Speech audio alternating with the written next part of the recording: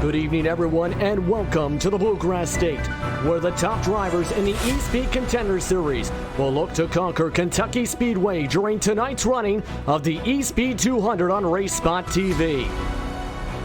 I'm Justin Prince. Alongside me in the booth tonight is the always energetic Davis Richards. Hugo Ruiz will be producing tonight's coverage here for all 133 laps in this race. Real quickly, let's take a look at your point standings coming into tonight. Just past the halfway point of the season, 6 drivers have locked their tickets up for the playoffs so far. In Sean Powell, Malik Ray, Scotty Reinshield, Brandon Holder, Matt Kingsbury, and Everett Lane.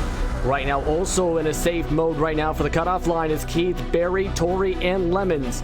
On to the top 20, where right now the drivers at risk include drivers like Tim Marlowe, Ryan Land, James Hickson, and Paul Bliss. But with that, we're just moments away from the start of tonight's action. Let's head to your starting grid for tonight's coverage of the Espeed 200 from Kentucky Speedway. Everyone's all set to go, as it's going to be starting off on the pole tonight. Malik Ray with his second pole of the season alongside Tim Marlowe. Brad Neer and Doug Lemons will start in row number 2. Behind them, it's Keith Stewart and Brent Keefe, followed by Perry Snelson and James Torrey. Scotty Reinshield starts inside the top 10 alongside Craig White. Kerry Allen Stewart and Gregory Thompson start 11 to 12. Tyler Hayes will look through the middle of the field in 13th spot at the moment, followed by Brad Patterson. Also in the top 20 include drivers like Abe Bowden, who has a new fresh coat of paint. He'll start in 15th alongside Donald Stewart. Harold Decker and Doc Stout start off behind them, and row number 9 on tonight's grid, followed behind by Sean Molsnick and Timmy Logwood Jr. Mike Bruno starts in 21st and 22nd is Ken Carthurs. Behind them is Tiffany McQueen and Damian Plasmacher, followed by Ryan Lange and Bobby Everhart. James Hickson and Brandon Holder start behind them, and inside the top 30 will be Paul Bliss and Everett Lane. In the final spots on the grid will be Sean Powell for Gen X Racing alongside with Matt Kingsbury, followed by Marshall Berry and Sean M. Ryan. John Verga and Doyle Rance will be at the back of the grid. Drivers are getting all set to go. 4 drivers do have end of longest line penalties before the start of tonight's race. Sean Powell, Donald Stewart, Mike Bruno, and Scotty Reinshield, after the big one on lap 1 of the AMSOIL Firecracker 250, will start at the back for this field tonight here from Daytona. After the race at Daytona, I should say, and here at Kentucky. But with that, we're just about to get things started. Justin Prince alongside Davis Richards here for this 133-lap race. Track temperature tonight is 82 degrees, clear skies here on this beautiful night as they're all set to go. Pace car is off the track. Ray on the inside, Marlowe on the outside as the green flag's up in the air, and we're underway for tonight's Espeed 200. And a clean start to this one as Ray gets a good jump on Marlowe. Near in 3rd, Doug Lemons currently in P number 4 as Keith Stewart. Great start to move already up to 4th, Davis. It's a really good start as you see them side by side battling for position right now as they head off into the corner. Don't know who's going to come out here as they're still side by side, and they're going to see a lot of great action here tonight. That's for sure right now. Doug Lemons falls back to 5th spot. Brent Keefe moves and holds on himself in P6 as lap 1's complete. Perry Snelson held on the high side as he'll drop behind James Torrey, as you see, and now into the middle of your screen. But everyone trying to get themselves sorted out to single file, trying to get themselves to where they will not fall back for at least these first couple laps and try and take advantage of the track position, Davis. They are in track position is going to be huge tonight. We've seen it last week, and we're going to see it here again tonight. These drivers, you might see some drivers take 2 tires going to the pit road, and you might see them taking whole tires if we can get a quick caution out of it. But track position and getting these drivers up to the front is going to be a huge factor in tonight's race. It definitely will be a huge factor as right now Ray continues to stretch out the gap. You're looking at the back right now as some of the traffic as Keith Stewart looks to try and find a hole as Tim Marlowe goes underneath Brad Neer side by side entering turn number 3. Able to clear the pass, but it gets very loose sometimes here, especially with the hotter track temps. But Marlowe for now able to hold on for P number 2. Everyone's single file right now in that top 5 as Doug Lemons tries to poke his way underneath. As the race goes on tonight here, Davis, you'll see drivers, I think, go from that bottom line at least up to the second lane, even as high as the third lane potentially. Yeah, you will. At the start of the race, they're going to start out on that low lane like you were saying. But we get about 20, 30 laps in, that groove's going to start to work its way up. They're going to start running that middle. And then by the end of the race, we should see these drivers on that high line. And they're going to be able to really utilize that momentum and get such a great run off of the backstretch and into turn 3. That's for sure. Right now, looking at the battle currently going on for position. This is for P number 7 on screen. James Torrey trying to get by Brent Keefe. Just falls back in line to go back to the 8th spot for now. As you see the different lines they're using. Currently on the midline is Keefe. James Torrey using the bottom side as they currently sort themselves out. Behind them, Tyler Hayes is also having a battle with Craig White. Everything's starting to really get into motion here, but for right now, you can see that battle right now. On the high side is Hayes trying to carry the momentum from the high side. White trying to use that bottom side to drift up and potentially maybe pull off maybe a bit of a slide job. Yeah, yes, and that's the great thing about this league and using open setups is you're going to see so many different variations of that fast line, if you will. These drivers have got those trucks really suited up to drive to their own driving style. So they might have the truck suited up to drive that high side, but they might have to wait 10, 15, 20 laps to get there. So it's going to be interesting to watch these different setups on how these drivers use them and drive them as the night goes on. It'll definitely be very interesting, Davis. Right now, you can see a lot of drivers going side by side just behind them. And remember, 4 drivers ended up did having ELL. Some of them are starting to cut their way through the field, like Scotty Reinschild is currently in the 23rd spot. Multiple others also trying to cut their way through. This is right now behind a Bowden for position. That number 15 machine you see up on your screen behind that. Harold Decker trying to hold off that number 15 truck up in the back of Sean Molesnik right now. There's, of course, for those just tuning into the Espeed Contender Series, new drivers ended up taking their first starts, having their first starts, I should say, last week as developmental drivers, not eligible for championship contention and for the Rookie of the Year, but making statements in the series, some of them already moving their way up through the field.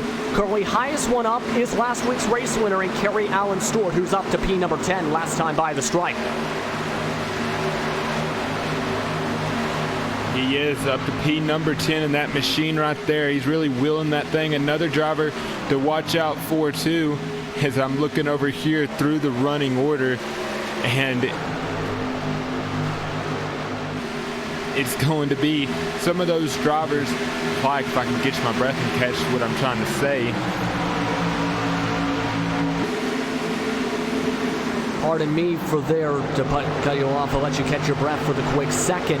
As you can see right now, a lot of those newcomers battling back and forth right now in the P number 9 through 11, pardon me, as Craig White is in front of Gregory Thompson, who is in front of Kerry Allen Stewart, as they are currently, again, P9 through 11 on the racetrack.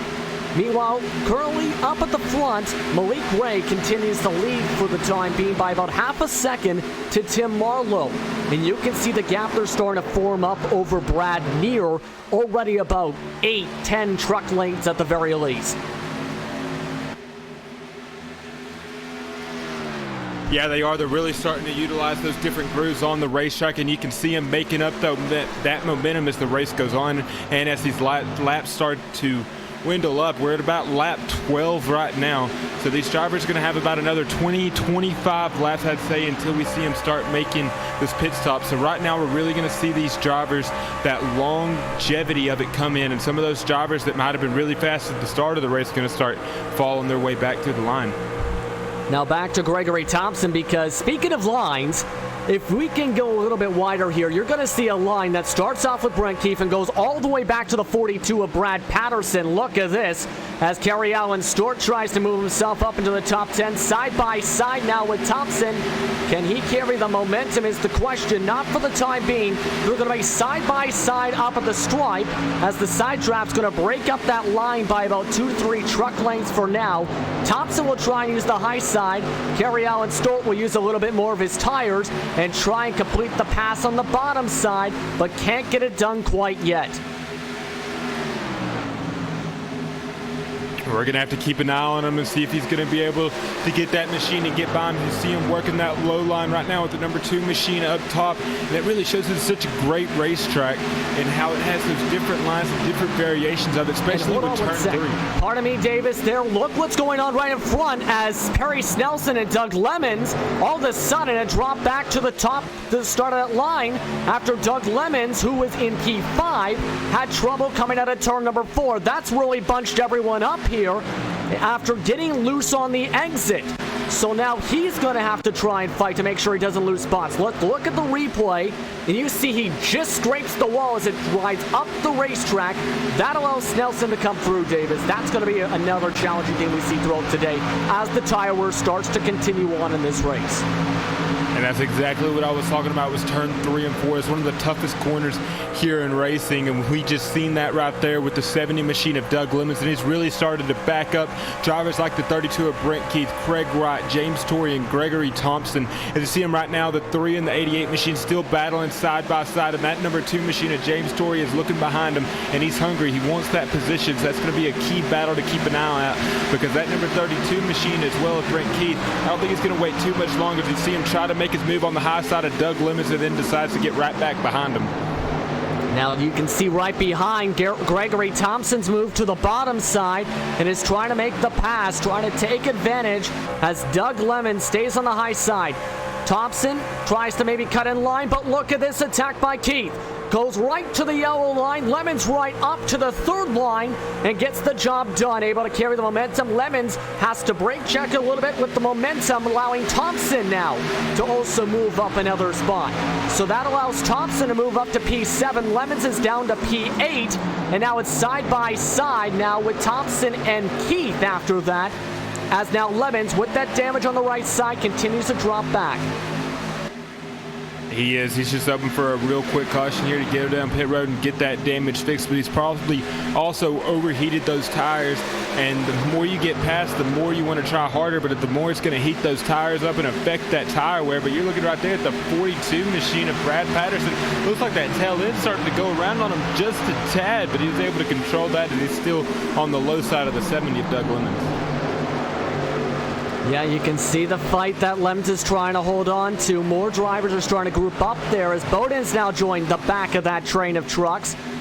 It looks like Patterson might be able to get the job done in turn number 3 and opens up the revolving door for Torrey, as now Lemons continues to slide on back. Meanwhile, that lead has now very much shrunk because of that tire wear.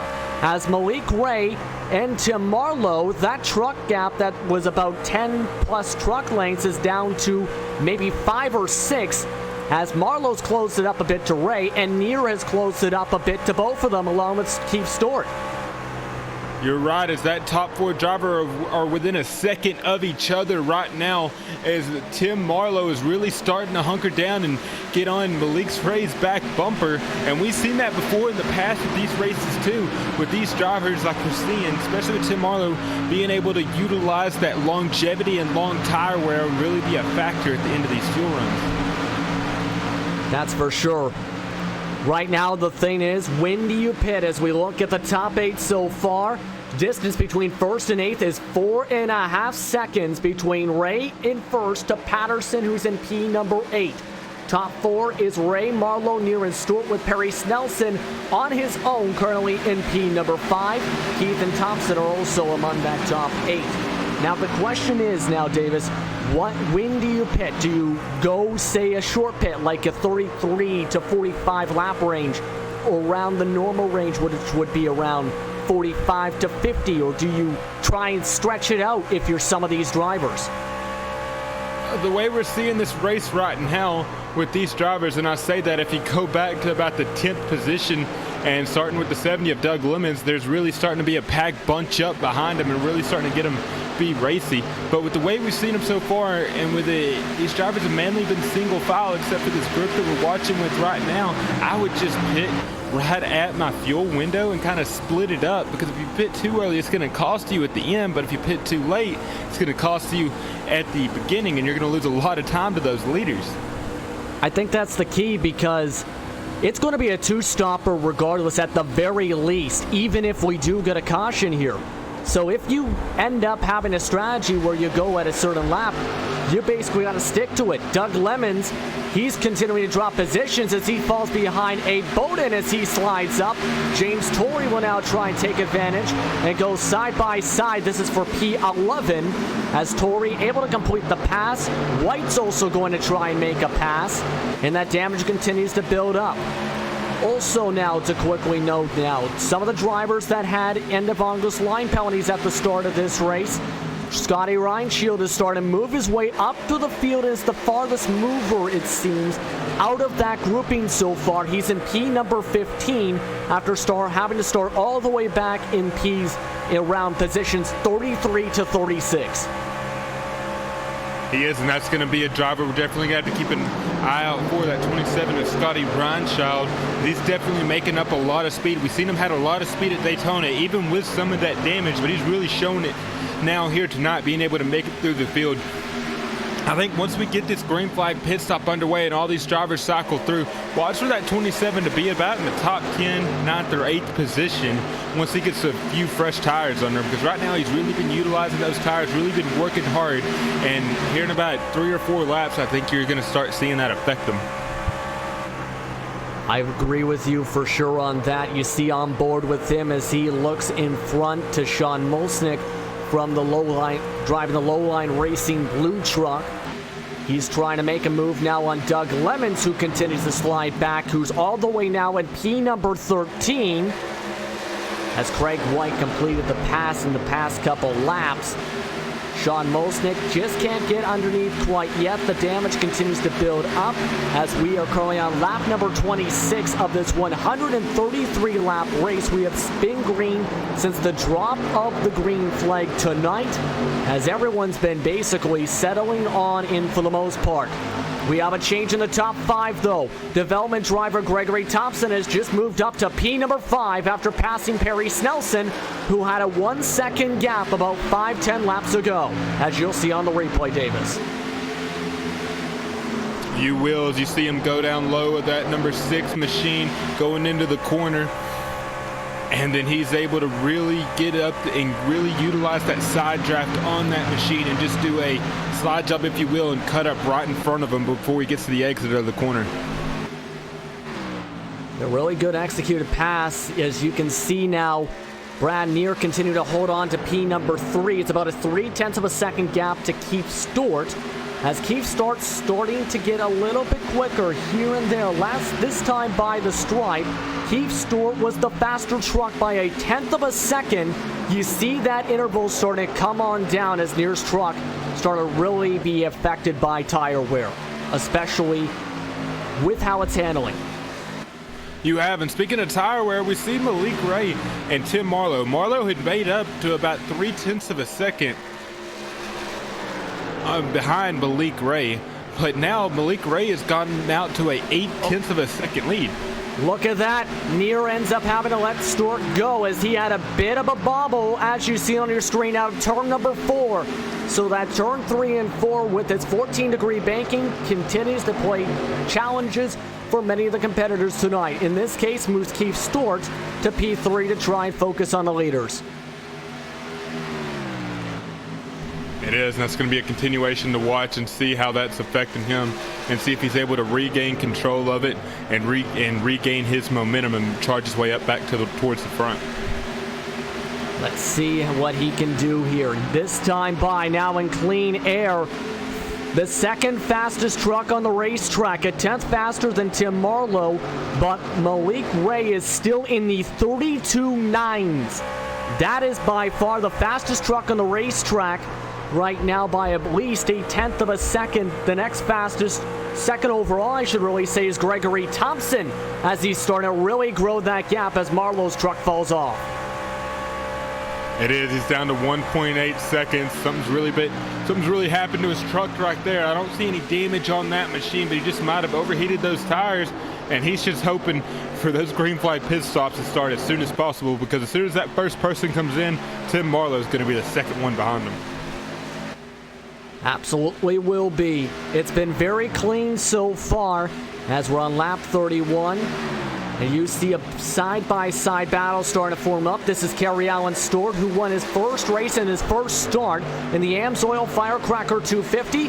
For Area 51 Racing trying to make the move now, and Brent Keith with Glove Box Racing just can't get there quite yet as they pass by the stripe here. This is for P number 7 that's up on your screen. This has been a remarkable start for Kerry Allen Stewart here in this series by far. It really has, Justin, and for him to get up here and contend within the top 10, being a new development driver, it really says a lot to his skill and his ability, because quite frankly, I didn't expect him to be up here in the top 10, and look at him. Right now, he's fighting for that 7th position, and we're 32 laps on a green flag run.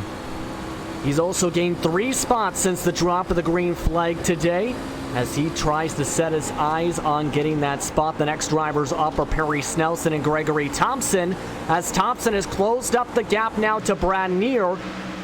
Gregory Thompson is really starting to put a blaze on the track tonight in the BE Racing number 88 machine. He's got the pace, it seems, especially on the long run, I think.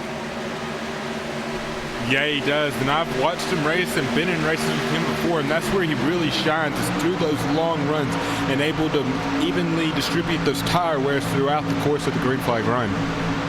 He's going to go now to the bottom as he's going to diamond the corner of 1 and 2. Easily clears by Brad Neer, comes up in front of him to get P number 4. So the pace continues to set in. As mentioned a little bit before, he is the 2nd fastest truck on the racetrack right now, as he'll try and get focused on the clean air once again. But right now we're starting to get to that window where short pits come into play. Everett F. Lane is now in the pits, the first one in. And it looks like it's because he might have hit the wall, as he's got damage on the back end and the front of his truck. He is, and he's already 1 lap down too, and he's got some pretty heavy damage on that machine. You see him come into the pits. Big incident very much happening with this 24, it appears here. If you see some of the damage on the truck, this is a very tight track. You will go back to live action. That must have happened the past couple laps. This is, yes, we got it here on lap 32, coming through the tri-oval on the exit where he smashed the wall there. Perry Snelson now on your screen, making the quick pass to get up to position. Lane still in the pit lane as we now look at that replay. And pardon me, that appears to not be it, but either way, this is a track where as it gets tighter throughout the entire run, that's what could happen. Contact and collisions with the wall or other drivers that can end up really throwing off your day, as he's going to be stuck in the pits for a while, it seems. Yeah, you're right. Heartbreak there for Everett F. Lane. We see him contending up towards the front last week at Daytona, and now this is probably going to be an early exit for him. He'll get that damage fixed, but he's going to be nowhere on pace, and he's going to be multiple laps down, Justin. Lane led 40 laps in last week's race. This is now for P15 up on your screen. Look at this train of trucks. Sean Mosnick leading that group. Going for the attack is currently one of the the white and Decker trucks, I should say. Harold Decker trying to go for P number 15. Behind that is Ken Caruthers going for its moves, along with Sean Powell, who was one of the drivers who started off in the back. So they are 2 by 2 right now as they'll pass by Lane, who just exited the pits, and try and continue to move on forward. Decker moves up to P number 15 in the time being. He does, and you see the 24 of Everett F. Lane making his way back on track. But go back to the leader, Malik Ray. He's got a 3.2 second lead over the number 28 of Tim Marlowe, followed by Keith Stewart and Gregory Thompson. As Gregory Thompson has just overtaken the 7 of Keith Stewart, and now that puts him in the 3rd position. So he's went from 12th to 3rd on 1 green flag run. Man, that 88 truck's got some speed, Justin. It definitely is, because that pass, and he did it again in 1 and 2. Look at the time compared to Marlowe. A 10th faster, give or take, each time, and or matching the lap times. Right now, continuing to blister his way on up. But now, the pit window is open. Question is, when are we going to start seeing these drivers go in? The fuel lasts around 60 laps here. Yeah, I think we're going to start seeing them come in at any lap. So be on the lookout for that entrance to pit road. I'd say here in the next about 4 or 5 laps, these drivers are going to start coming in, because there's no way that they're going to go a full 60 laps on fuel with the tire wear the way it is tonight. Yeah, now we're starting to see the drivers that have really continued to set up their trucks up for the long run really thrive. Brad Patterson making a move. Brad Neer, who started falling off around the lap 25-30 range, is starting to fall to the fringes of the top 10, as James Torrey will easily make the pass there. But look at the attack on the outside from Neer, able to get back on the gas quicker than James Torrey to keep it side by side for now. So Neer's trying to at least fight to try and keep the track position for the time being. Meanwhile, short pit time as Doug Lemons is the first to come in out than Lane, as he's coming in along with Brad Neer. So drivers now coming into the pits right now. It is. Now watch for a swarm of drivers to follow through here within the next lap. But pay attention to that 9 of Brad Neer. He's the first one to pit. Let's see, once these pit cycles around, let's see where he comes up and how many position he gains by short pitting. Really interested to see what he can do here as Neer heads into the box. Pit lane total takes a little while to get through the pit lane, but takes in total, once you get through the lane and take your stop, a grand total of more than a minute. 44 seconds in the lane, then an extra 15 seconds for the pit stop. For Neer, his stop, he gets off the jacks. 15.6 as well, so he's off and away in that Intensity Motorsports truck. We'll see how he does. More trucks are coming into the pits, though. Harold Decker leading that group right now into their stalls right now. He is, and now you're starting to see that cycle really come through. And the worst thing these drivers do not want to see, at least the ones that have just pitted, is a caution. Yeah, you don't want to get stuck a lap down. That is an understatement for sure. You see all of them up on the jacks. Perry Snelson is really starting to come alive in this part of the run once again. He's up now an extra spot after making the pass on Keith Stewart to get to P number 4. As he continues to try and gain some spots back. Meanwhile, spin on a pit entry for Damian Plasmanger. He's got a huge amount of damage on that number 81 machine as he'll go into the pits. Let's see what happened to him here. He just locks the brakes up, tries to get her under speed into that pit road speed, and just locks them up, tries to avoid the 78, and she just spins her out on him, and he hits that inside wall hard. Absolutely hard, and if we can stay on him, for a few seconds, he gets on his way, but once he gets towards his box, things continue to multiply here, because you're going to see here, his truck's already bobbling, and he locks up the brakes again. It took him about an extra 10-15 seconds just to get properly into the stall. As the pit cycle continues, the Gen X Racing trucks are now in. Brandon Holder's in, Kerry Allen Stewart's in, Gregory Thompson's in, along with Tim Marlowe. Everyone trying to match each other up on the racetrack right now. They are, and just to put it in perspective, Malik Ray just ran a 33. And we got another spin. Marshall Berry just spun on his pit entry, pardon me there. So Marshall Berry locks them up, and Malik Ray is going to follow him on in another lockup. As this is a lot of speed trying to get down to that pit limit of about 50 miles per hour here. Man, these guys are going to need a new orange cone. Yeah, you can see the leader, though, pitting now, Ray. He's going to have 1 lap fresher tires after staying an extra lap out. You see right now, this is the track map in a spear of a circle, but kind of shows what we mean here. There's a lot of the drivers that are in the pit lane. Then you have the other drivers that are on the racetrack. Keith Stewart is currently up in the lead for the time being, as he's staying out, trying to stretch out this run. These drivers are all coming in on lap 47 for them. Right now, on lap 47, I should say, of this green flag run, we have not seen a single caution. Kingsbury comes in and out of his stall. Ray's going to come out behind Marshall Berry, which, remember, Berry lost a lot of time after spinning. As we'll see here, Ray's going to cycle to P number 5 for the time being, make the pass on Berry, and continue his way on, as we have a few drivers, as mentioned, trying the long stop right now. And the leader of that, of course, is Stewart, pardon me. Yeah, we do have some drivers trying that long style. And you see Keith Stewart, and the number 7 machine as he's staying out there. He's running about a 33.7, while Malik Ray is going to be running here about a 31.8 or so. So pay attention to that. But that first driver that pitted, I can find him down here on the running order. Justin, do you see him? That would be, I believe you were referring to in Lemons, and Brad Neer also on that grouping. Those drivers, for the time being, are currently not in the best track position, to say the very least. They are back on the lead lap. It's just they are not on the exact position of the running order. Currently P6 is Lemons, Neer's in P4. Question is, can they hold on to it, as Bowden, one of the 4 drivers who were trying to stretch it, went in. Now down to just Thornton Patterson. So Doug Lemons, once this thing gets rounded out, Doug Lemons is going to be in about the 4th position, and then Brad Neer in 3rd, and then Gregory Thompson in 2nd, and then the leader is going to be Malik Ray. So Brad Neer and Doug Lemons were able to gain about 5 or 6 spots there by early pitting, but watch as this run stretches out, if they're able to save it, or if they're going to be falling towards the back of the pack.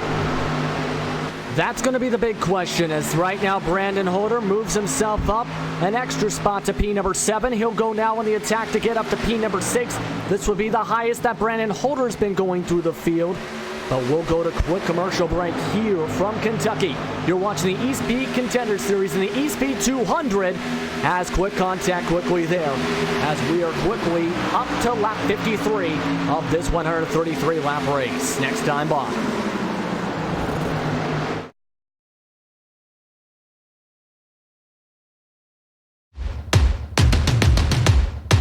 So what are you afraid of? Those feelings are made up. For anyone asking who is the best, we putting our hands up. 4 more kilometers. Oh, there we go! They caught! This time, like the last time, I'm moving so fast, I'm ready to ride. So what are you afraid of? Those feelings are made up. For anyone asking who is the best, we putting our hands up. 4 more kilometers. Oh, there we go! They caught! This time, like the last time, I'm moving so fast, I'm ready to ride. Wonky! Down to the inside of Hoosie's off! Passenger throws the block, and he will keep him behind him. My time. None of you people can tell me to stop. Lower the lights down. Hand over my crown. Hand over my heart. I do this for my town. I do this for my crowd. So turn me up real loud. My time. None of you people can tell me to stop. Turning the track up. I'll never go back down. Hand over my heart. I do this for my town. I do this for my crowd. So turn me up real loud. My time. None of you people can tell me to stop.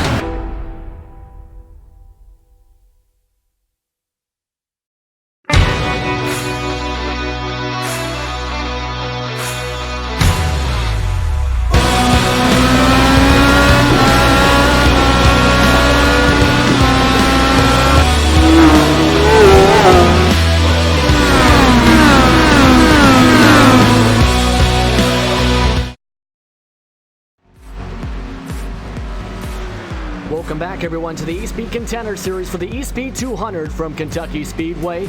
Right now, things are starting to settle on down. Ray is currently in 2nd. Stewart is still on the racetrack, but one of the 2 drivers that we mentioned that were trying to stretch out the run are in the pits now, because Brad Patterson, you'll see on this replay, decided to come on in from his spot. He's currently now in P33 because, as you'll see in just a moment here, and we've seen with a couple different drivers today, pit entry has been a struggle, especially getting to Speed Davis. It really has, as you're watching the replay here of that number 3342 machine of Brad Patterson.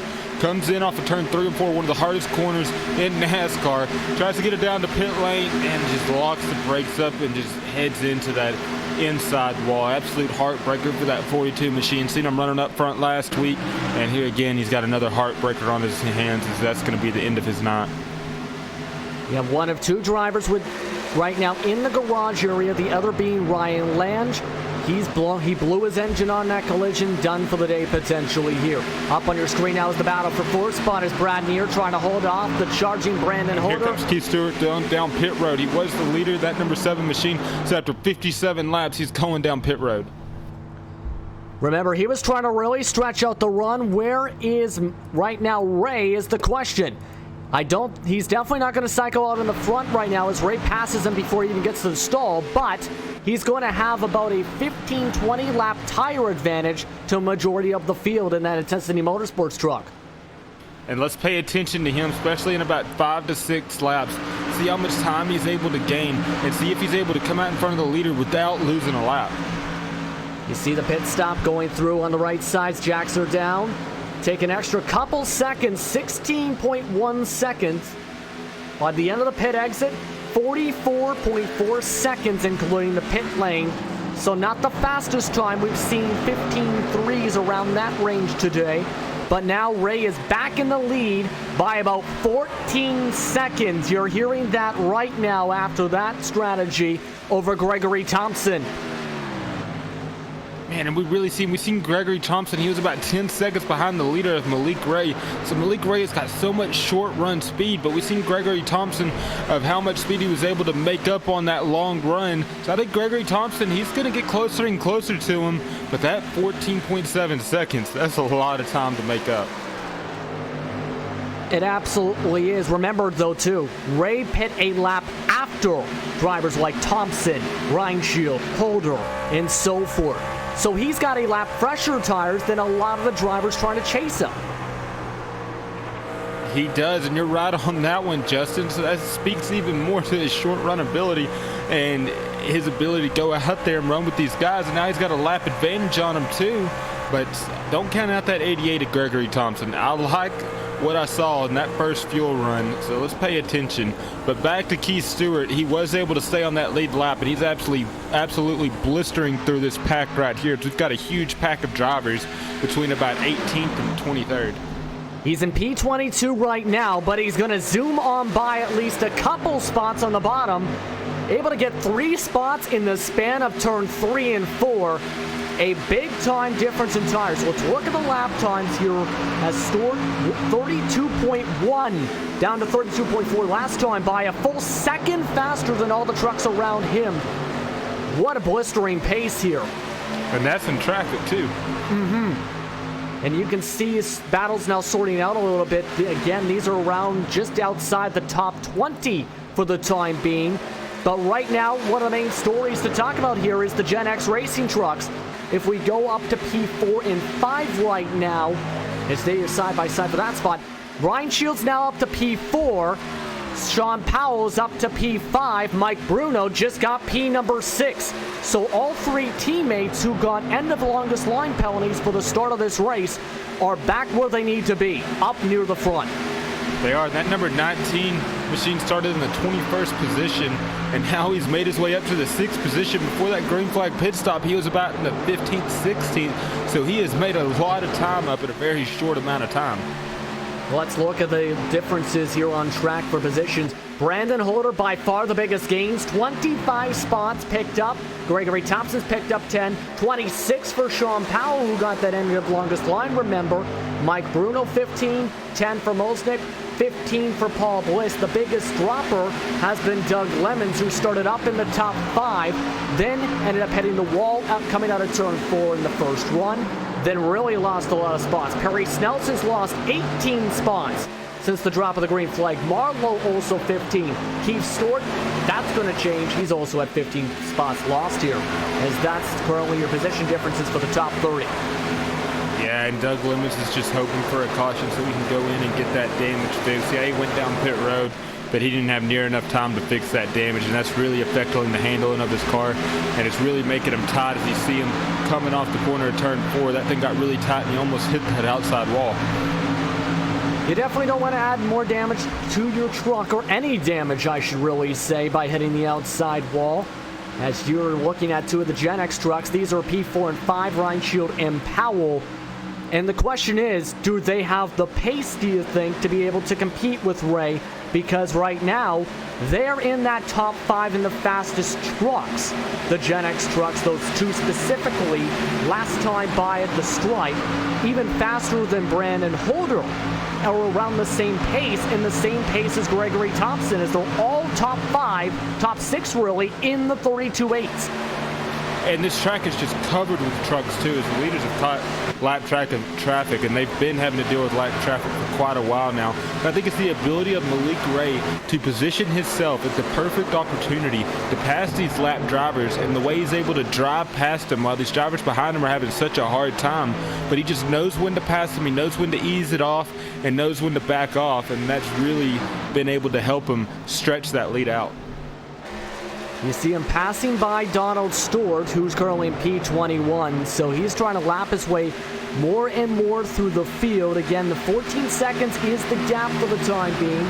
Stewart with Stewart Motorsports in his second race in the series, currently trying to keep on going. Meanwhile, battle for top 5, Sean Powell and Scotty Reinschild have just traded positions, the teammates. So they continue to let on each other through and try and move on forward. They seem to have balanced out a little bit, at least for this part of the run, compared to Thompson and Holder, who have started to spread themselves out away from them. They have, and if you'll remember, I was about this lap in that fuel run when we seen Gregory Thompson really put on those jets and able to make up a lot of time. So watch for this time right now. He's 14.4 seconds back. We'll see if he makes up some time with Brandon Holder and Sean Powell about 15.5 seconds back. But we've got a battle here for the 4th and 5th position of Sean Powell and Scotty Reinschild. Yeah, right now they've settled down for now, letting the each other go on through. Question is, what are they going to be able to do with that trade of spots until the truck continues to work its way forward? Also right now, Mike Bruno, who is their development driver, is in P number 6 and now has to hold off one of the development drivers behind him in the number 56, and Alan Stewart. And look at Kerry Allen Stewart, still up to that 7th position. He's really been able to maintain a top 10 truck here tonight. And he's really been able to show his stuff and showing, hey, I'll be a development driver, but I'm here to race, and I'm here to race for the wins. And he got that win last week at Daytona. And he's been continuing to show the performance today. By the way, for those that might notice those blue, like baby blue stripes, those are the stripes that all the developmental drivers for this series will be having on their trucks, compared to, say, the Rookie of the Year stripe with the L trucks. So that is how you signify the difference between the two. You also see the light blue stripe compared to the white stripe for a veteran, and then the yellow stripe for the Rookie of the Year. So that's the quick difference with that, for those who are curious on how to tell which is which. As look at this battle starting to form up now with Molsnik and Mir. They're side by side for P number 8.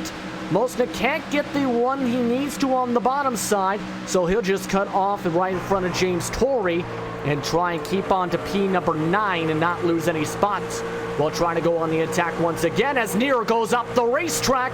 Nearly slides up, near contact with Molsnik and Torrey behind him with the left rear quarter panel, and that's going to open up the door for Torrey.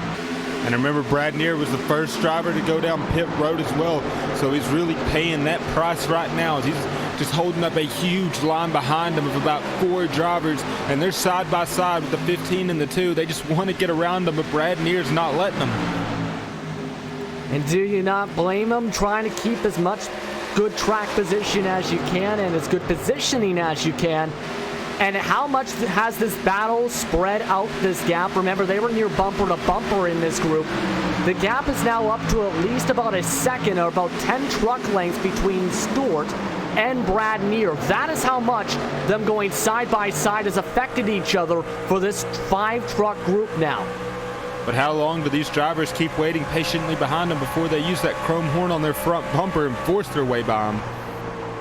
Look at Brent Keefe sending it on the bottom of turn number 3. Of course, very challenging, though, to keep the run on the bottom of this part of the run, as Torrey able to attack on the high side. And look at this run that he got, in fact, enough so to go side by side now with Molsnik. And, of course, when you're on the high side, while it is possible, of course, to get a move done and done very well, because you're able to carry more speed on the high side on the exit. You are, and you're also able to save those tires as well. When you're on that bottom line, it just eats and chews that tire wear up, Justin. It definitely is. The question is, though, Davis, how do you try and balance that out? Because you don't want to end up burning up your tires trying to battle back and forth for the same 3-4 spots on the track. You don't. You just got to be patient and calm, and that was always my biggest fallback, because I wanted that position, and I wanted that position now. But as a driver now, you got to look at it. You got to basically wait for that other driver to make a mistake, because they'll make a mistake. And when they do make that mistake, you got to be ready to pounce. As you see that too with James Torrey going to the low side now, the number 9 of Brad Neer. So he's able to go to the high side to make a pass and the low side and make a pass too, as he's going to be able to not quite clear him, but he's going to get another shot going into 1 and 2. See if he stays up higher, if he uses that low lane. He starts in the middle. He's going to use about half a lane up on the bottom and then just tuck those left tires on the bottom as you see him make that pass with the 9 of Brad Neer. That was very well executed there to go side by side. He's going to do it again. Outbrake Near and get to the bottom. Should be able to, I think, slide on up onto the high side, and does exactly that to make the spot here. Now we're approaching that short window once again for some drivers, because remember, Doug Lemons was the leader of that in terms of the short pitting strategy.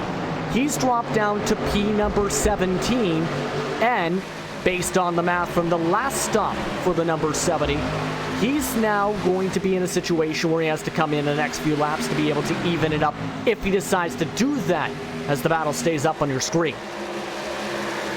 He is, so let's pay attention to that, see when they decide to go down pit road. And I'm looking at Keith Stewart as well, as he's just marred back in traffic, running about a 33.097, while the leader Malik Ray is running a 32.8, and Malik has got about 20 laps older tires than him. You see now Stewart moving on by, able to make the spot for P17.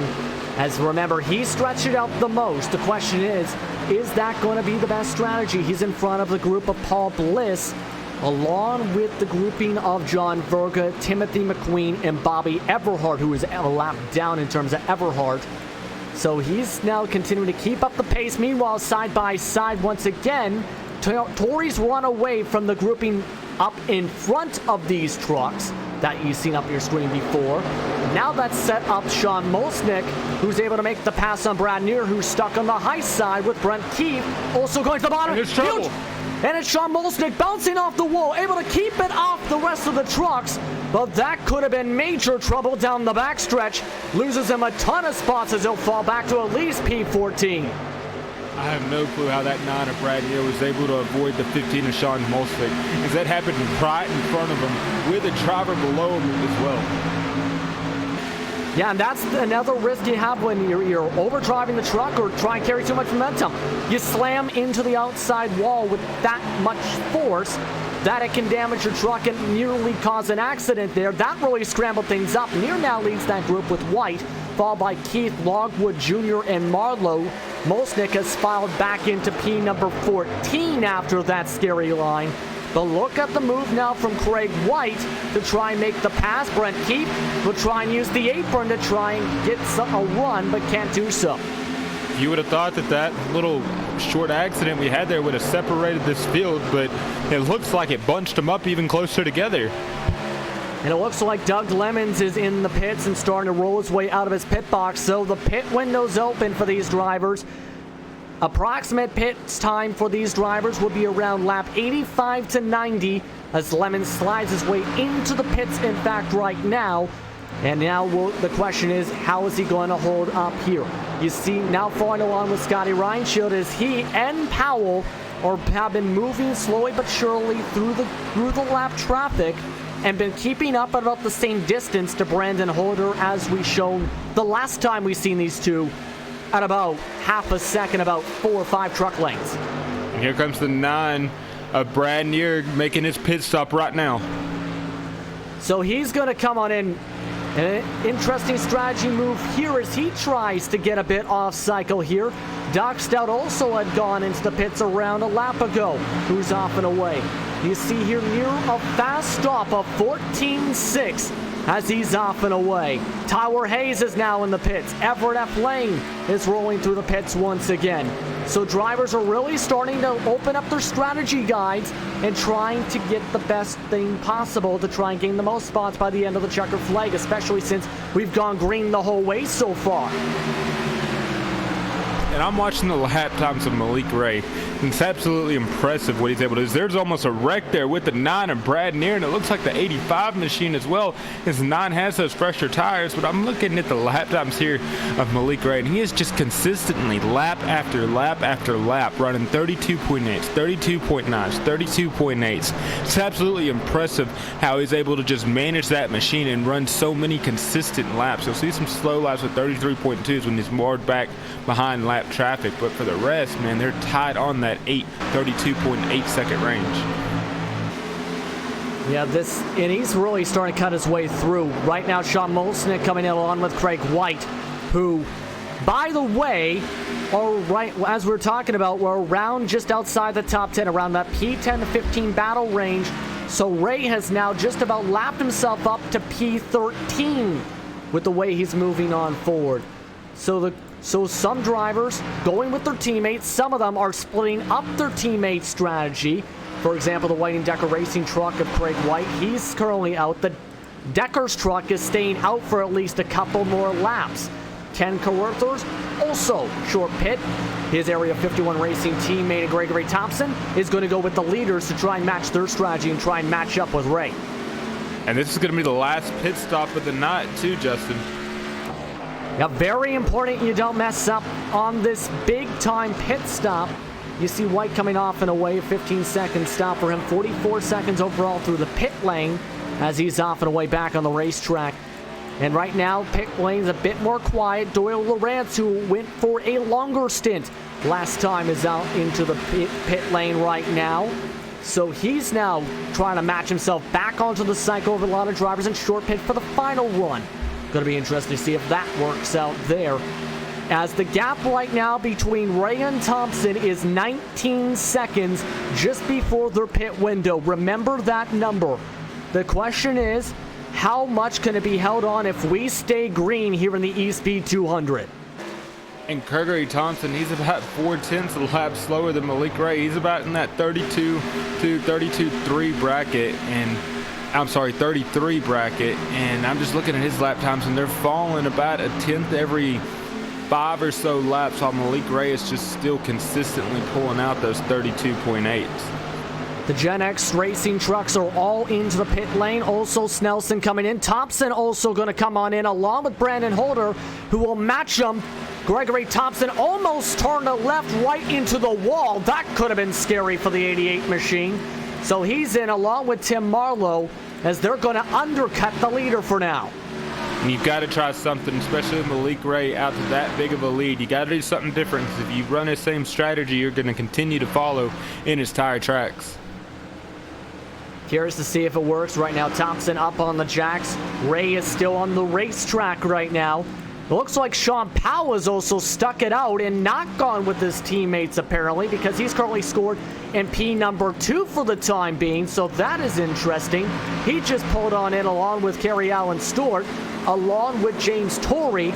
Also coming into the pits, Brent Keefe and Timmy Logwood Jr. You see Thompson coming out and away. Barely crosses across that yellow line. Should be okay, though, as remember, there is that blue cone line rule here on iRacing Service, as Torrey's into the pits, coming in from P number 4, almost slides through the bar. He does, and I'm watching up here in front of the leader, Keith Stewart, and that 70 of Doug Lemons is there. It's a huge traffic jam up and around him. You got drivers trying to pass right behind Malik Ray. There's almost contact right there, and we've got a huge swarm of a mess right in front and behind the leader, Malik Ray. That was a little bit of close calls, as you've seen there. Some drivers cutting into the pits about the same time McQueen was behind the group. That caused a bit of a bottleneck. Here Watch comes that 19 of Mac Bruno in the 3 as they take it 3 wide in front of the leader. And there's the difference with fresh tires once again. It's going to become very important to be able to manage traffic. Look at Bruno as he has to back off and hit the brakes. Slides up the racetrack. John Verga, nowhere to go. Has Abe Bowden, who's also trying to short pit, who's almost a lap down, mind you. Long pit, I should really say. 3 wide now with Craig White as Ray says, you know what, I'm going to get out of the traffic and come in. And I think that's a smart move by him, because I'm watching these drivers. They are zipping through traffic with fresher tires and old tires. We've almost seen multiple wrecks right there, but I think that's a smart move on the 20 machine of Malik Ray. Now, Keith Stewart is right now on the lawn pit strategy, trying to maybe hope for a caution. He's still on the racetrack. You see Ray still on the jacks with the right side tires, going to have to get the left side tires. It looks to be a bit of a slowish stop. It's going to be at least 15.5. Look to appear to be almost in the 16s for his second. But Keith Stewart cycles to the lead. Abe Bowden will cycle to second for now as Ray comes out of the pits in P number 3 in front of Matt Kingsbury. Well, if there's going to be a wreck, it's going to be here in the next few laps right now, as there's just traffic jam after traffic jam everywhere and up and behind and in front of the leader. And Bowden's now going to come in. He's not going to stay out any longer, trying to stretch out a long run. So he pits from P2, should cycle back a little bit. He's going to have about a couple lap fresher tires than a lot of the people he was battling with today. Question is, though, if you're Keith Stewart, when do you pit? How long do you think he can stretch it? Well, you're in it now. You got to run that thing till she's almost dry. You're in it for the long haul right now. You've made your bed, now lie in it. So gonna have to see if it pays off, see if he can get a quick caution here. If not, he's gonna be looking at about a top 12, top 13, top 14 day. Last time by the stripe, Stewart was still holding on to an 8-second lead. This time by as Ray moves his way through the tri-oval, a full 2.5 seconds just about gained on the fresher tires. So he's coming in quick. He's going to catch up to Stewart even with the traffic within the next 5-10 laps, it appears.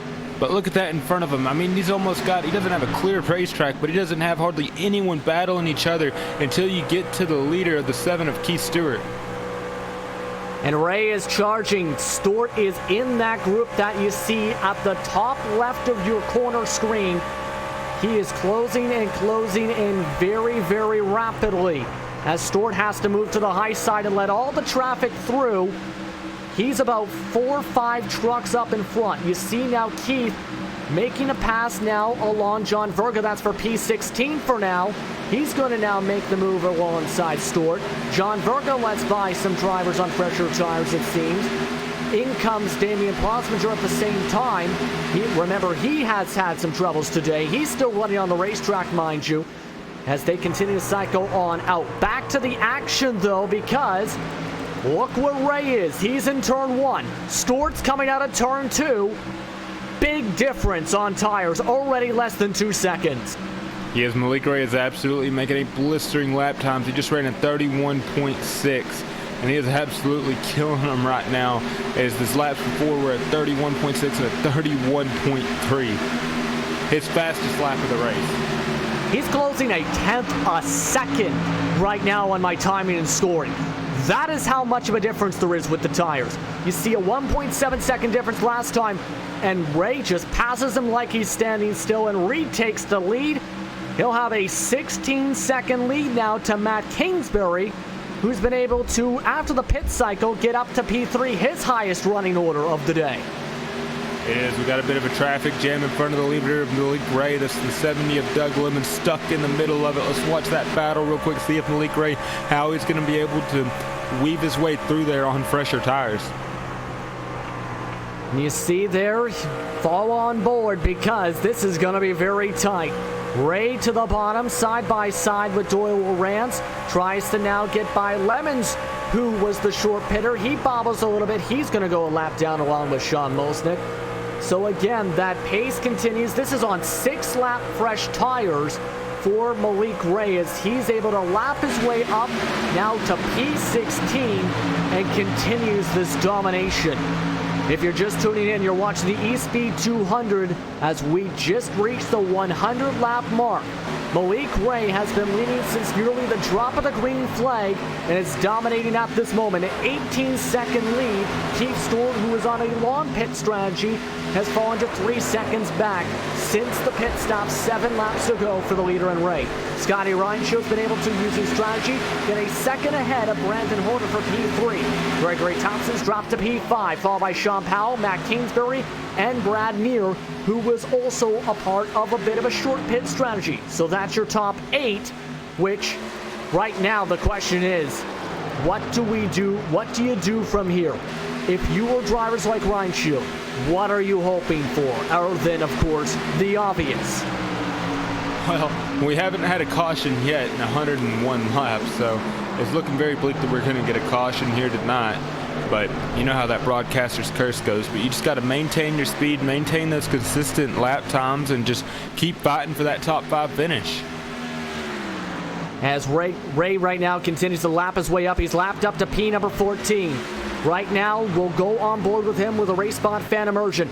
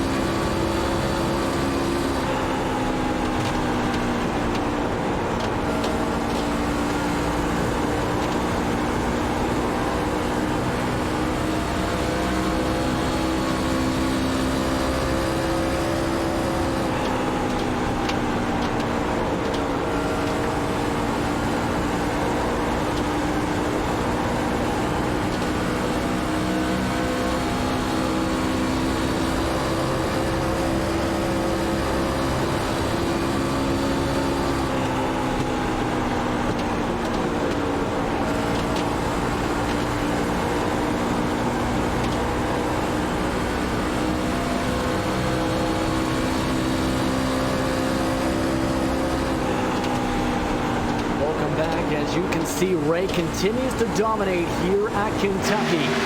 Right now, leading by, at the moment, 10 seconds to keep score. But a quick update, because we mentioned Matt Kingsbury was in the top 3.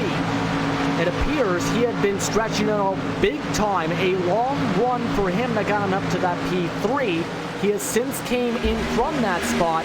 It is now a lap down to the number 21 machine. So that is an interesting strategy for this final stint for the zero-gravity racing machine.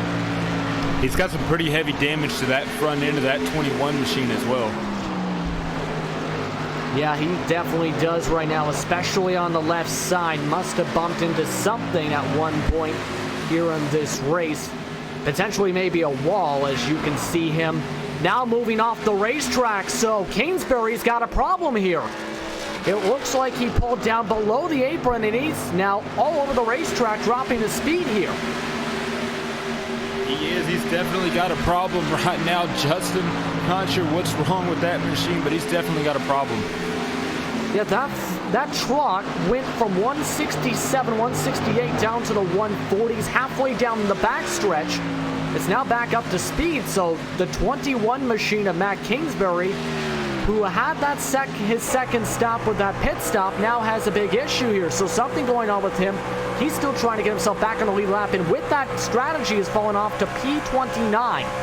As Justin Prince alongside Davis Richards here, we're approaching the 20 laps to go mark. If you're tuning in, we have gone green the whole way after it is a complete contrast compared to the last race. Is now side by side, Holder and Thompson, as Thompson should be able to get P number 4 and does.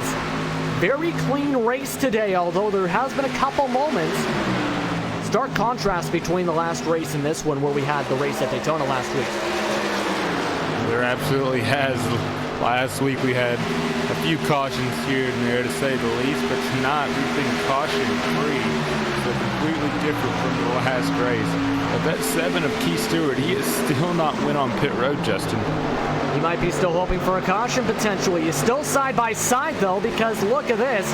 Brandon Holder was able to cross him up and go to the bottom of Gregory Thompson to keep this battle alive. Now you also have Abe Bowden, who was on a long strategy on fresher tires trying to work his way. And this has allowed Sean Powell to get to the back of them as Holder pushes Thompson up the racetrack as they'll go 3 wide, it appears, as Bowden has to brake check as he gets nearly sawed off by Holder. He does. That's the 74 of Abe Bowden right there, the lap truck machine, causing the drivers a little bit of grief, but he doesn't want to give up that position either, but they're still battling. Look at that 88 of Gregory Thompson right behind the 5 of Brandon Holder. Gives him a little bit of a bump coming into turn 3 and 4, trying to get him loose, trying to get him off his A game. And then you see the 41 of Sean Powell just looking from the back of him, just hoping that they make a mistake and he can kill 2 birds with 1 stone and get by him and get that the 3rd position. And Thompson using the apron along with Sean Powell to get underneath Brandon Holder.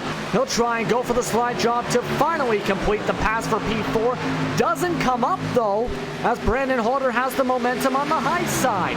So that's interesting now as John Verga will now work his way through. He's not going to be patient compared to Bowden. Nearly sawed off by Gregory Thompson as now they're going to reach traffic in Everett F lane as now Keith Stewart is in the pits. He is. He finally decides to take that machine, but he's probably opening at a few more laps of fuel if he could see what we see with this battle right here. You see the 24 of Everett F lane get on the high side, giving these drivers as much room as he can, but now you're looking at that 48 machine too. He is a lap down. That's John Verga. He is 2 laps down, battling with these drivers up front. John Verga currently in P30 and trying to salvage off what has been an up and down day for the 48 machine with Zero Gravity Racing.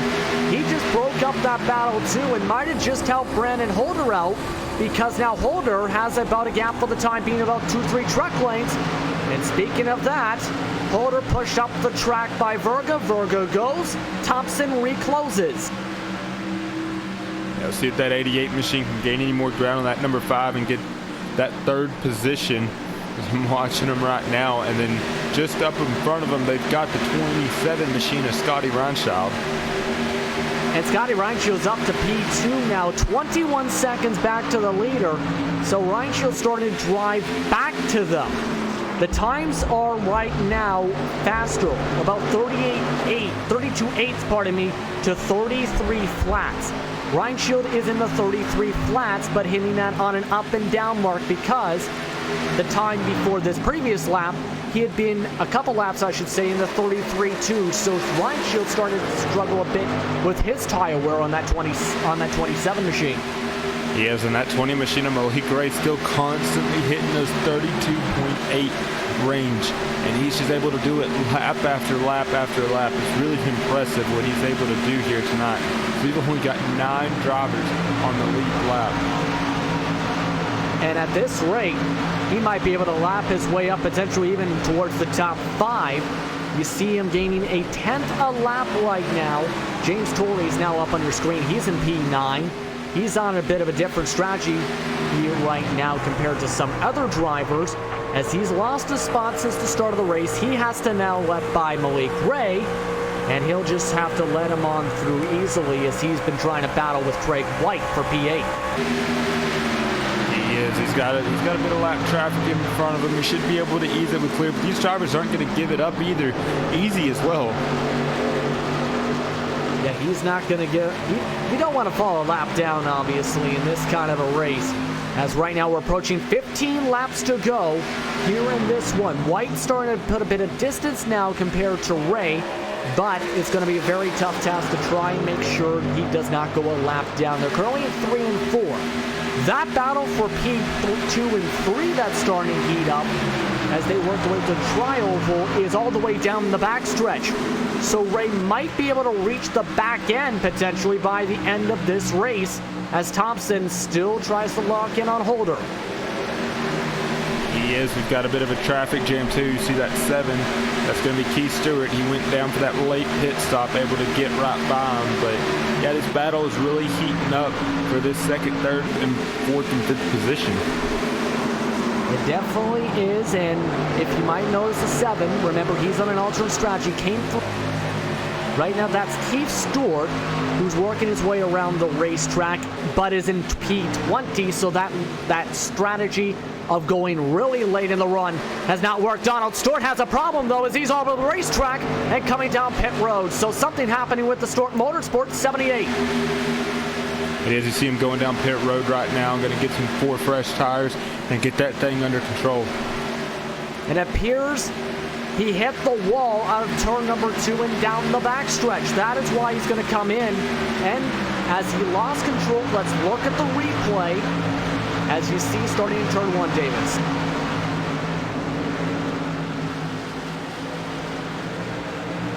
We're watching that 78 machine right now and just comes out of the corner and just gets too much of it. Just hits that outside wall, then hits the inside wall, and then he just decides to take that thing down pit road. And that's going to end off a day where he could have finished off in the top 20. Now going to have to get definite repairs after the hard hit, especially on the left side. And this is with 13 laps to go. Meanwhile, though, the battle for P number 2 has closed on up. Scotty Reinschild has fallen off to 2/10 slower than the 2 drivers behind him in Holder and Thompson. The question is, can they get on by without getting into a close call or burning up their tires or whatever difference they have? Well, we're going to find out here soon. The 88 machine of Gregory Thompson just waiting patiently behind that 5 of Brandon Holder. If they're able to clear that 27 of Scotty Reinschild, watch for them. Watch for that 88 to make his move on that 5, or maybe he uses the 27 machine as a pick as well. We'll have to see, because now Holder starting to close up. You follow along with Thompson. He's fallen back, pulled back a little bit now to 2 truck lanes, as Holder is now down to a 1/4 truck lane. Gets the run out of turn number 4, as you see here, going to the bottom side using the apron to get underneath Reinschild. Can he make it stick? Reinschild tries to squeeze him down to the 1st line. Reinschild will ride the 3rd line now as Holder uses the 2nd and 1st lines of it. They'll go side by side down the backstretch. Brandon Holder trying to get the run to move himself to position with 10 laps to go. This is for P number 2. Holder unable to get momentum. Reinschild hangs on the high side. Thompson rejoins the battle as Brandon Holder still side by side gets P2 at the stripe that time. And now that 88 machine is going to have to get his way past the 27 as well. The 27 still utilizing that high line. Look at the run the 88 machine gets. Is he going to be able to get beside him? Is he going to make it 3 wide? He thought about it. Then the 5 went to go block him. An aggressive block there. Thompson has to back off.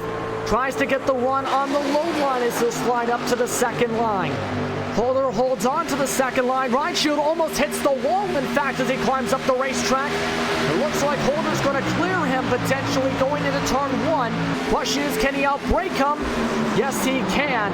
So Brandon Holder going to hold on to P number 2 now. Thompson will use the bottom side to get underneath here. And as you said, he's going to go for the attack right now as Reinschild side by side with Thompson down the back. He is with that 5 of Brandon Holder, clears that 27. Gregory Thompson, he's going to make his move. He's got to make his move right now. He just can't get the run he wants on that bottom line to get beside that 5. You see that 5 make a little bit of a wiggle there, so he's having some tough handling conditions in that machine.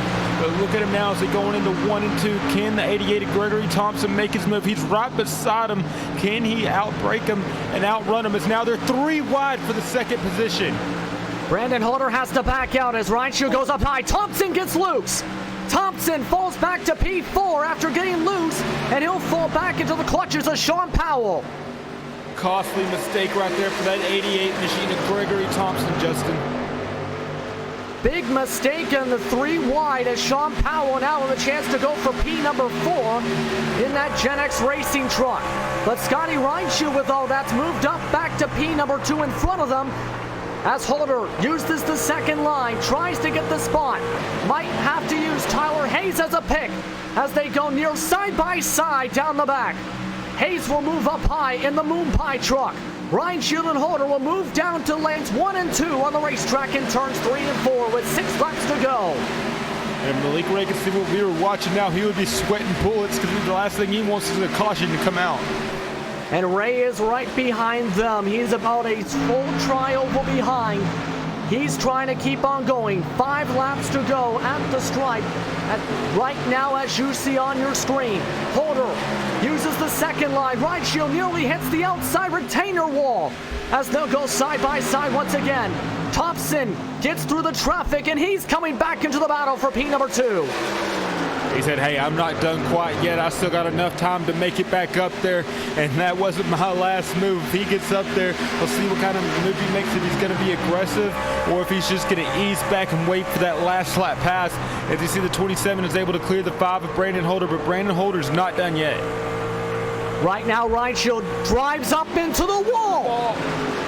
He's going to lose 2 spots in 1, make it 3 in 1. As Brandon Holder moves to 2nd, Thompson to 3rd, Powell to 4th, and a big mistake from Ryan Shield. And that's the last thing he wanted to see and wanted to happen right there, was just overheating those tires, just ran out of grip, he was running it too hard, and it ended up costing him big time. And he falls back now to P number 5. He's the last driver on the lead lap, as crazy as that sounds, with 3 laps to go here in the Espeed 200. Holder will have to try and hold on for P number 2, though, as Thompson is still 2.5 truck lengths back. Only 3 tenths back, I should say, and trying to reclose the gap.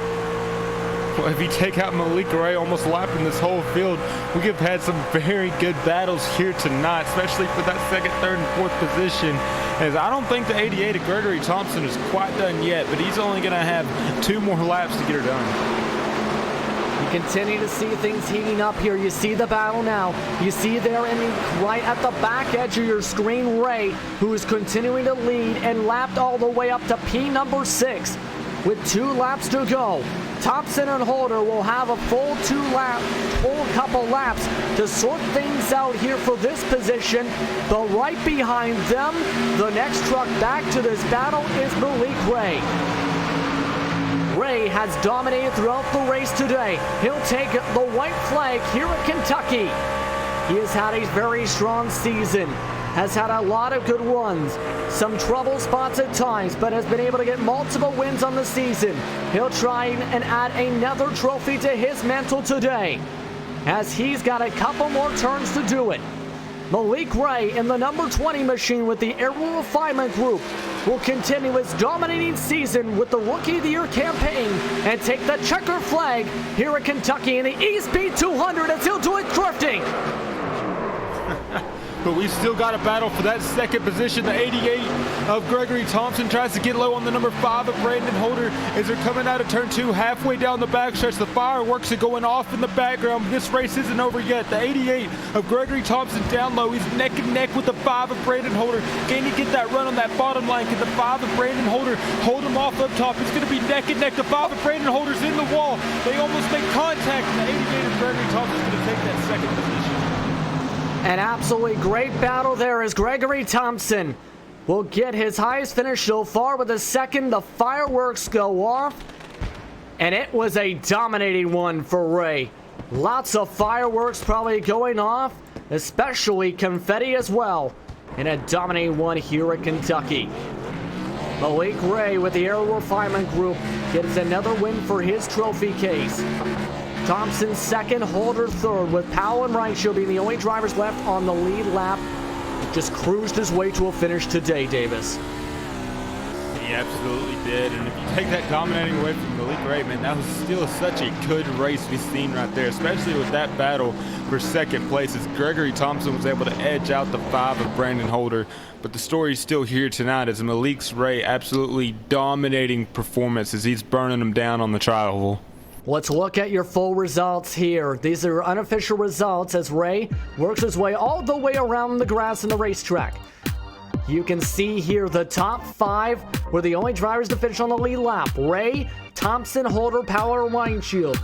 A very intense battle, though, for second, as you've seen there, as Thompson gets it lucky there with Holder bouncing off the wall coming at turn number 4. Kerry Allen Stewart was the first driver lap down with Area 51 Racing, followed by James Torrey, Tim Marlowe, Craig White, and Timmy Logwood Jr. rounding out the top 10. Outside the top 10 for the grid today, you'll see Brent Keith finished off 11th. Brad Neer, he tried a bit of short pitting on his last run, finished 12th. Keith Stewart, who went for the long runs today, finished 13th. Followed by Perry Snelson, Sean M. Ryan, Paul Bliss, Doug Lemons, Sean Molsnick, Abe Bowden, and Harold Decker to round out the top 20. The first driver 2 laps down on the grid. Also 2 laps down was Doc Stout, Marshall Berry, Doyle Rance, Matt Kingsbury, along with Bobby Everhart and Tyler Hayes. Timothy McQueen finished 3 laps down. Also Mike Bruno, who at one point was in the top 10, ends up having late race troubles, it appears, as he finished 3 laps down, followed by James Hickson, who also finished in that grouping. Everett F. Lane had early struggles after bouncing off some walls, had to pit multiple times and finished 5 laps down in 31st. Donald Stewart finished today in 32nd spot after bouncing off 2 different walls.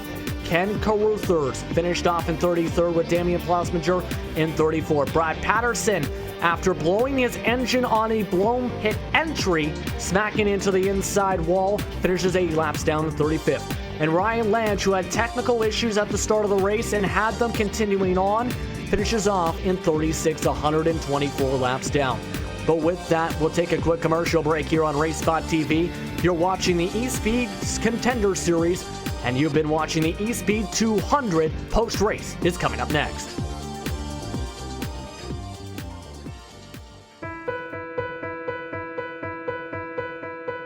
I want to leap over buildings, want to fly over the shores, faster than a lightning flash, rushing through the cool night air.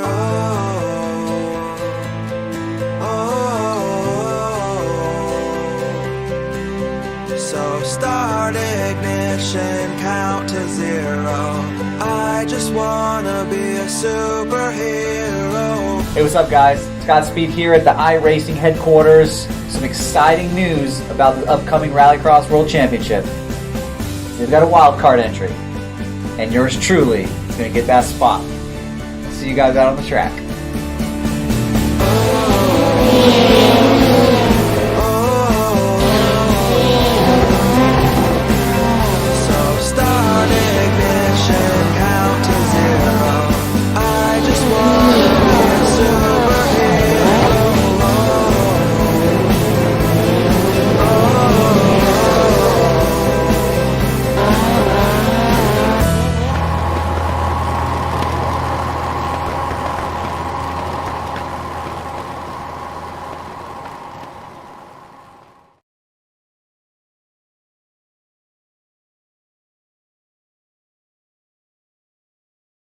All right, let's take it from the top. Okay, cool. I've got this time. Ladies and gentlemen, don't forget that the next round of the NASCAR Peak Antifreeze Series, powered by iRacing.com. Sorry, I keep on messing that one up. Why do you change the name all the time? Just do it one more time. Do it one more time. Ladies and gentlemen, don't forget the next round of the NASCAR Peak Antifreeze Series, powered by iRacing, will take place on Tuesday from 9 p.m. Eastern Time. Catch it on iRacing Live. Join Evan and the gang for what will hopefully be another fantastic race. Some of the best sim racing you'll ever see on the internet. Better? Good, perfect. Cool. Nice.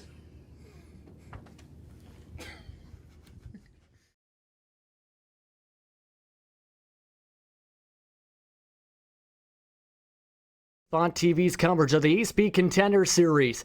The Espeed 200 was a dominating one for Malik Ray in this one, leading a majority of the laps from start to finish. Ends up coming away almost lapping the entire field. Let's bring in our sponsor interview for today's race, Keith Stewart. Keith, you have the floor. Well, thanks, Justin. On behalf of Espeed, Malik, congratulations on another win. You keep putting together some marvelous racecraft, and it paid off for you tonight, certainly. And like to say congratulations for the win, and also like to congratulate the whole field on a caution-free race. It's been quite a while since we've had one, and that made it a lot of fun. But good job, great win, Malik.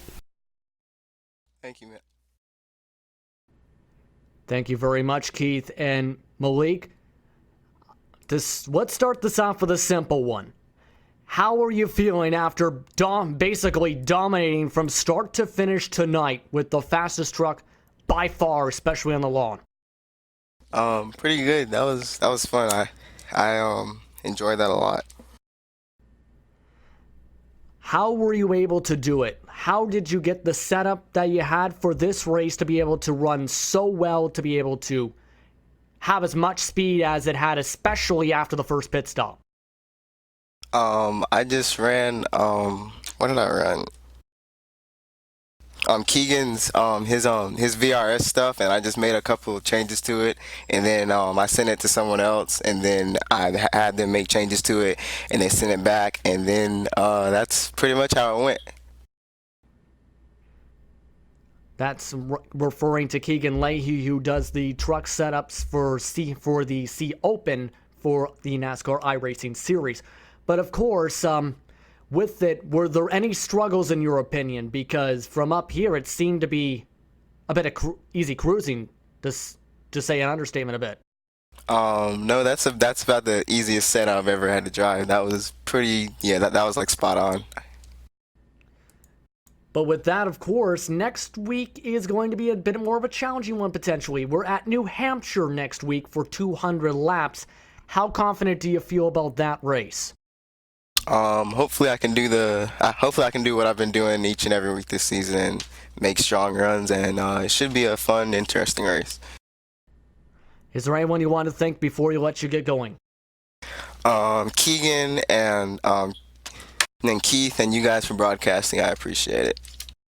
We appreciate you for the thank yous and appreciate you for coming to the broadcast booth tonight. Congratulations on the win. Thank you, man. And that was Malik Ray coming away with a victory. Absolutely a barn burner today, Davis, as we'll talk to the guy who finished off in second in this one, Gregory Thompson. Davis? Hey, Gregory, this is Davis up here in the RaceSpotTV booth. Man, what a thriller we watched you race there for that second position. If it wouldn't have been for Malik Ray absolutely dominating this race, man, it was still a good race overall, though, with multiple battles in that top 5 area. Man, what was going through your mind those last 5 to 10 laps? Well, the only thing really going through my mind was, can I get around Brandon? I mean, that was my whole goal, because I knew I wasn't going to win the race. I mean, Malik was just way too fast, and Brandon on the second run, I was about a second ahead of him. He just had a better pit stop than me on that second pit. But, I was just basically trying to figure out how to get around him. And then I got loose about 8 to go there. I don't know if you guys saw that, and I lost a little bit of speed, but I caught it and caught right back up to him. Yeah, we were watching you right there with about 8 to go. Like you said, you got loose coming out of the corner, got into the wall, lost some track position to some lapped cars. I didn't think you were going to be able to get back up there, but with the number 5 machine and the 27 battling it back and forth, you were able to claw your way back and then eventually getting past them. It was a lot of fun to call that race, but once you hit that wall, did you think you were going to be able to make your way back and climb into that second position? Well, I never actually hit the wall. I never even got a 0X or anything out of that. I just got a little loose, and I caught it and came back up and got back in the gas. When in doubt, throttle it out. Well, man, it was absolutely an amazing race to call. Can't wait to watch you go out there next week at New Hampshire. You think you got anything for them boys? I hope so. I feel sorry for my teammate, Tim Marlowe. He probably had just a slightly better or just as good as truck as me. But, yeah, he had a 15-second penalty on that first pit stop, and that's what put him way back in the back. But I do want to thank my team owner there, Bobby Earhart, for letting me on this team. This is my second race with the league, and, second race and second place is pretty good for me. It is too, and you showed a lot of late race speed there too.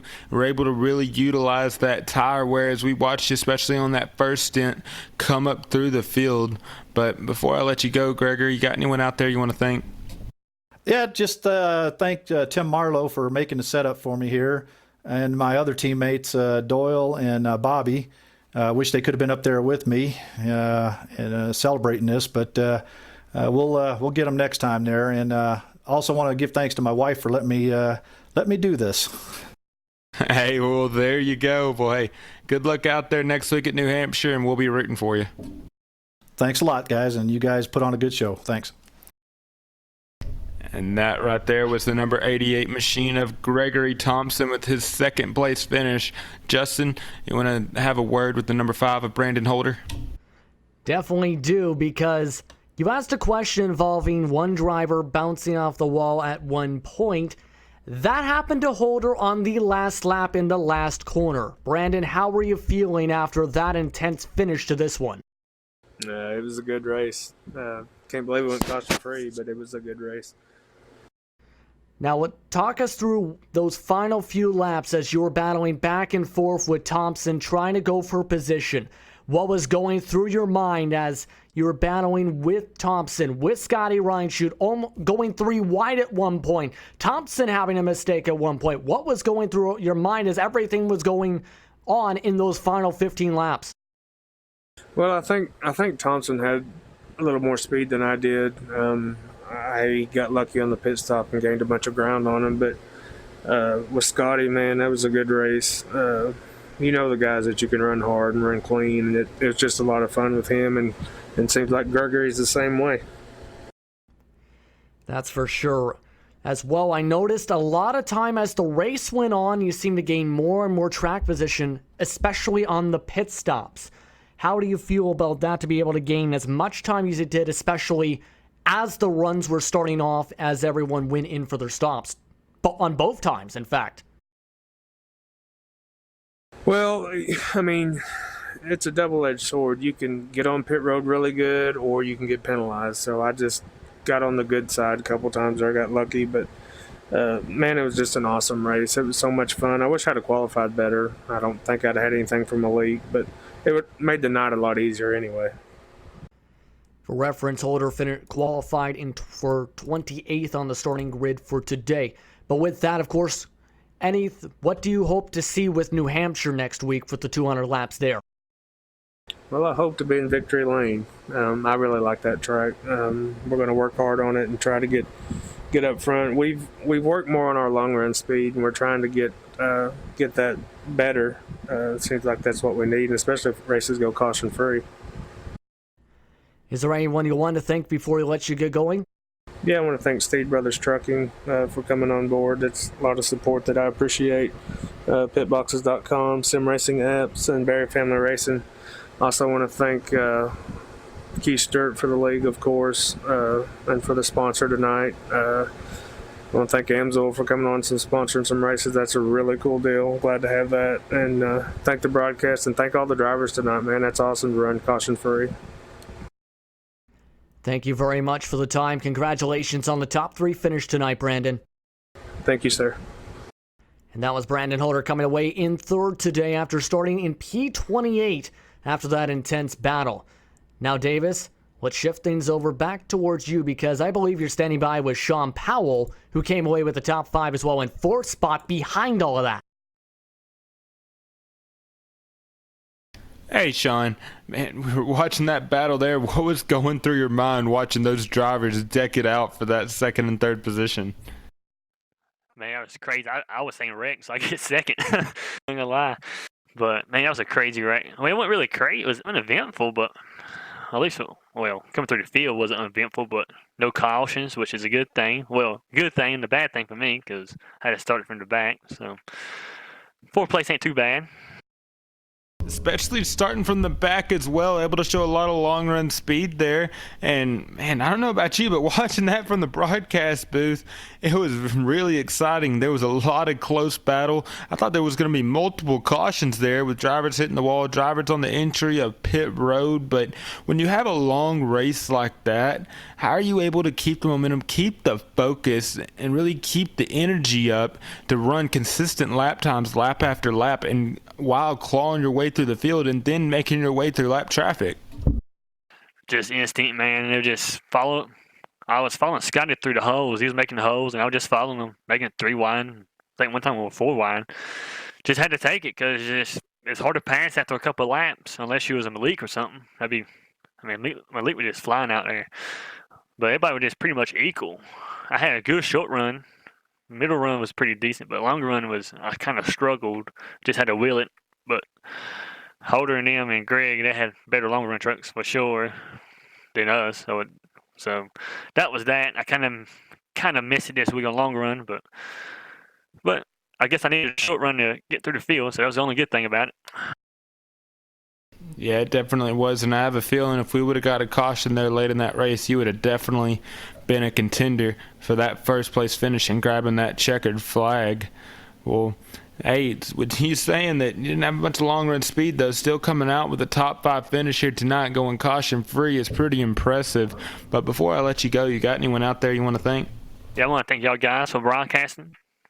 I want to give a huge shout out to Stewart for the series, Gen X, Scotty, Mike, everybody that put in time and effort into the set.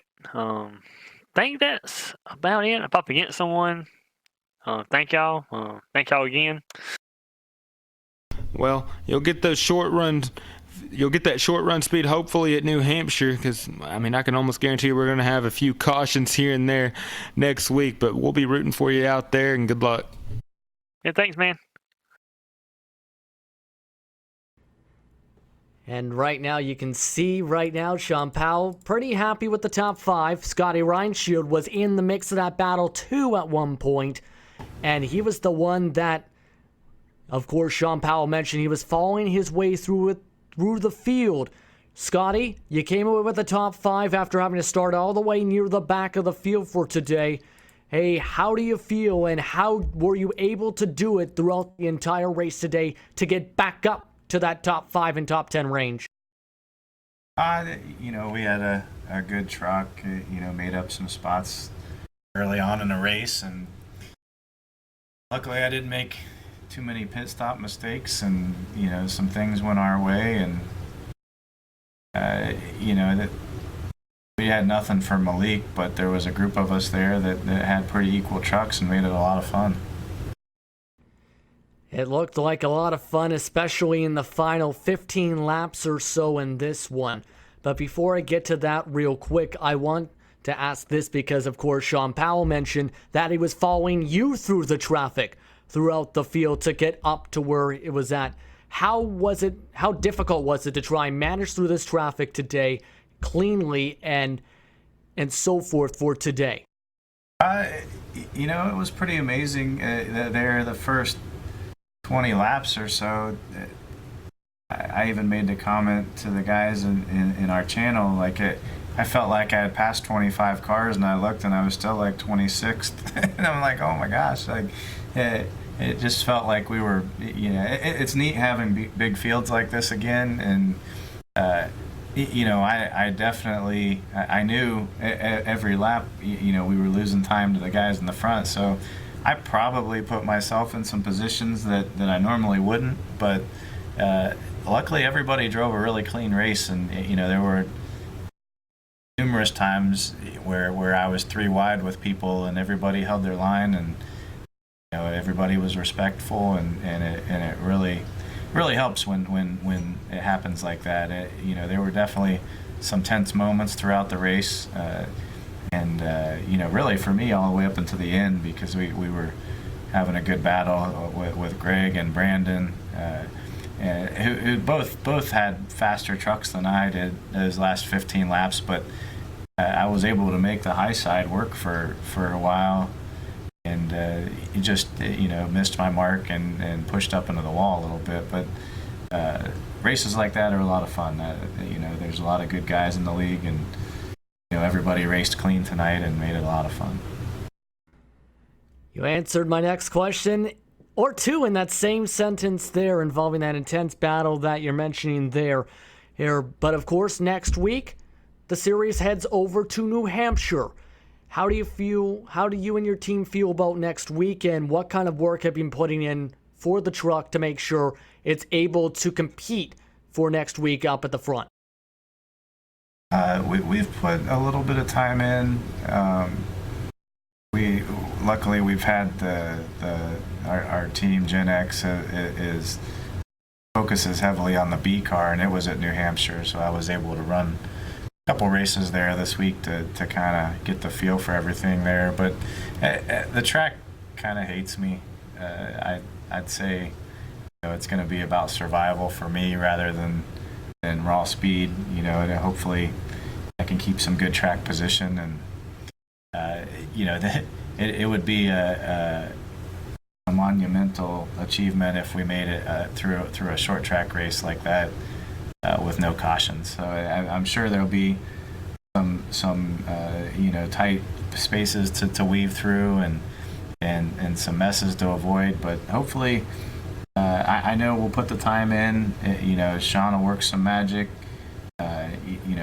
Mike and I will work with him to see what we can come up with, and I'm sure we'll bring a good truck, just to how well I can navigate the track. Is there anyone you want to thank before we let you get going here? Oh, for sure. Obviously our team, Gen X, all the guys on the team that do anything involved with keeping a team like that going. Amsoil, and Folds of Honor, supporting us, and they're hoping to change esports in the future, and I'm glad that they've partnered with us during that. Corey for spotting and crewing for us. Mike and Sean for working with me, and my family and friends out there watching. Hopefully they had a good race to watch there. It was definitely a good race. A lot of battling throughout the field today. Thank you very much, and congratulations for the top 5, Scotty. Thanks, guys. That was Scotty Reinshield celebrating a top 5 finish. 2 Gen X trucks finishing in the top 5 here in the Espeed Contender Series. Your final thoughts here, Davis, before we get going here for tonight's coverage.